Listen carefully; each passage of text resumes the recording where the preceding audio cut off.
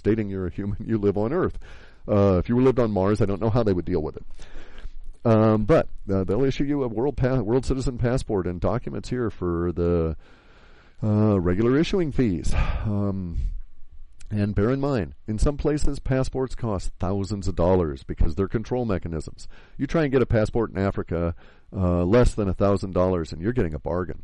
And some of the Arab countries, they want $5,000, $6,000, $7,000 for passports, and they've got thousands of dollars in non-refundable fees, and mostly they turn people down because they want to control everything. So this is not that kind of a world government. This is an alternative to the New World Order, which would be that kind of a government. If we allow them to implement the world government, that's what you're going to get. You're going to get the new fucking world order run by Papa Bush, and it'll be pedophiles run rampant, and the organizations of the government will be used by the pedophiles to feed their gross needs. As we see happening in England all the time. It's just marginally surreptitious now. They just barely hide it with Jimmy Savile and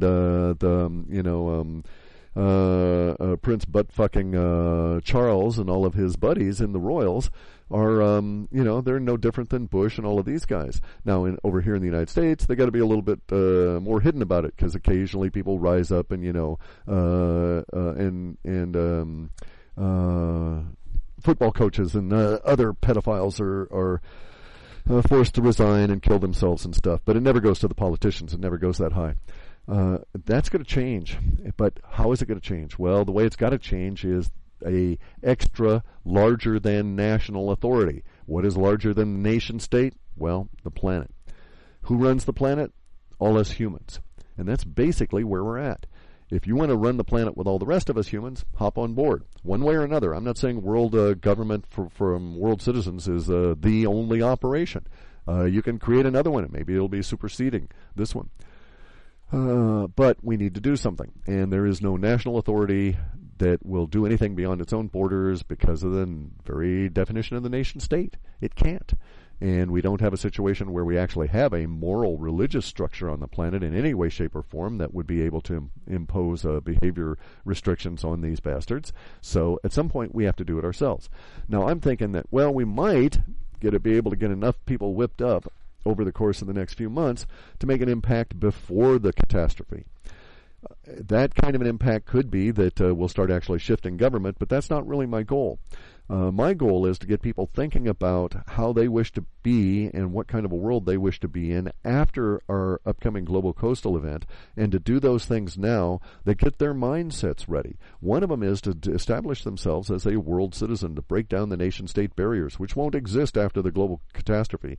There will be people right up here in the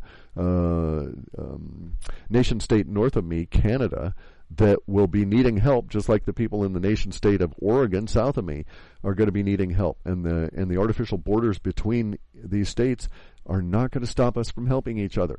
At that point, it's a different world. Now, right at the moment, let's argue the other side of the world citizen approach, at least in here in the United States, real quickly.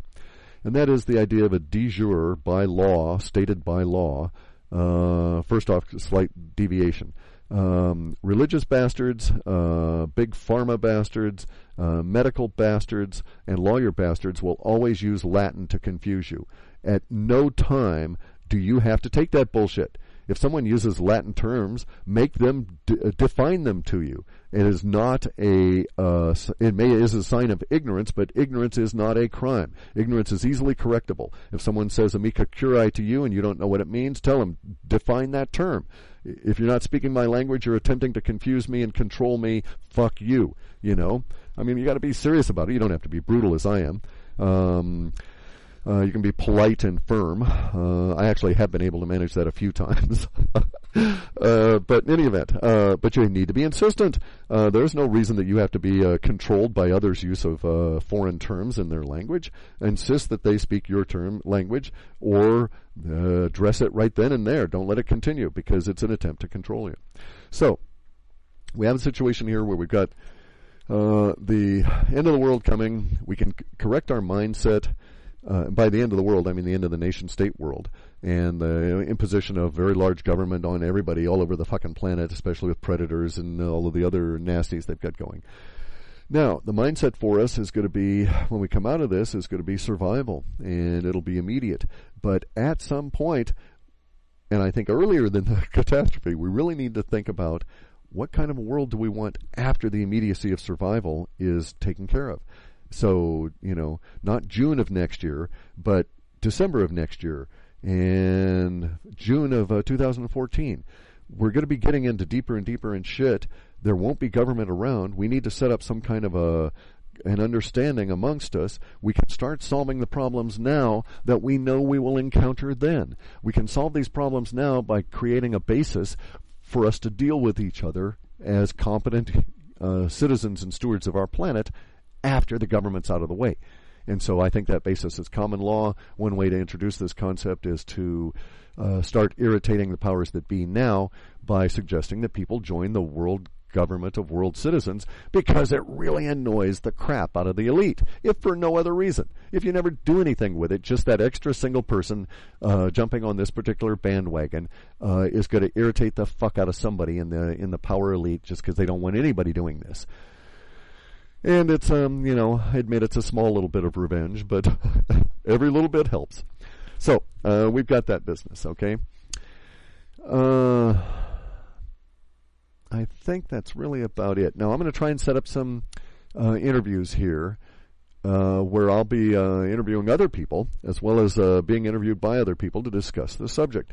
Some of the other people that I'm going to be interviewing are really hot on the de jure citizen approach. That's where you declare yourself, sorry about that, didn't mean to get distracted here. That's where you declare yourself to be in the United States. You declare yourself to be a citizen of the local republic, the state in which you live. So I'm a citizen of the Republic of the State of Washington.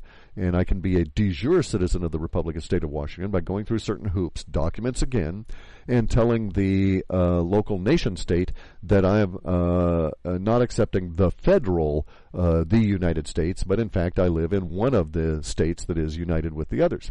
And that I am only affected by those laws that are within that republic. But still, you are basically within a nation state. You've just ceded yourself to a smaller, pledged your political alliance to a smaller nation state. You've thwarted to some extent the federal republics or the federal nation states' ability to come on in and fuck with you, but you haven't eliminated it, because you're now subjecting yourself willingly to the laws and so on of the local nation state. Now, within the world government for world citizens, you have no need to, unswear allegiance to the United States or anything like that. You don't have to renounce any damn thing. But you're not also involved with a nation state and its laws. So if, for instance, I was being persecuted unjustly by the Republic of the State of Washington, as a world citizen, I can invoke common law to protect myself from some of their document-based persecution and pursue it that way. I have to do it correctly. I have to be an upstanding world citizen. I have to be a competent steward of the of my own affairs and proceed accordingly. But it is doable, and it is because the world citizen common law supersedes the nation state. And you have to understand, as Thomas Paine gets into repeatedly, the idea that there is a contract between the governed and those who govern, between government and the citizens, is kind of bogus, because that is not really the case. Thomas Paine was at great points, took great effort to point out to us that first comes the citizen. Government doesn't exist ahead of the citizens. It is an abstraction that is basically built off of the agreement between citizens that they shall mutually govern themselves. So all power at all points in the power pyramid derives from this supposed contract between government and the governed, which does not exist. The contract is between individuals governing themselves at its lowest possible level. Everything else is an abstraction and an attempt to seize power from those individuals, and has been used effectively for generations, I might add. But now we're at the point where common law can reassert itself, and it has been doing so through the world government for world citizen. of world citizens. If you read Gary's travails and travels, you'll see what he's been able to accomplish. And now what we need is about 4 to 5 or 6 million more Garys to go on out and insist on our rights as world citizens to impose limitations on the bad behavior of the nation states. It is this reason that the whole flaw of the nation states concept and the inability of nation states to ever govern themselves because there's no greater authority and no extra legal authority beyond their own within their own borders, and thus they have no fallback or legal basis document-wise to take any other behavior than what is prescribed by the people within their borders, and that's why we're at this terrible state now. That's why I don't want to join the de jure movement and declare myself a de jure citizen of the Republic of the State of Washington. First off, State of Washington, it's a small little republic, and it's going to be subjected to the whims of the larger republic, and I'll have to continually fight that. Rather, I would approach this as saying that I live by common law, I'm a competent world citizen, I don't fuck others over, and I won't be fucked by others. So I'm going to stand up for my rights as a world citizen. And if the nation state has to fall and has to crumble to the force of common law and the other world citizens, so be it. It's outlived its usefulness anyway. We don't need it anymore. And there's many different ways we can do everything the nation state does and do it much better and save ourselves all kinds of problems and eliminate the hold of the pedophilic pope, and the other royals and all of these problems. The corruption at the top comes from the nation state being taken to its extreme. If we remove the nation state, their whole power base disappears. And so that's what I've done. I've removed the nation state from my life by declaring myself to be a member of the world government and a world citizen. Now, there's some really cool parts of this that we have to really consider. I had this Russian woman once, gorgeous Russian woman, as many of them are, asked me, "Are you a serious man?" And of course she said it in a nice accent, that just this melts you right away. But she wanted to know if I was a serious fellow, or was I? There was some Russian word for it which I could not even pronounce, let alone remember at this point. That basically describes a dilettante, somebody who is not serious, and the planet is not serious.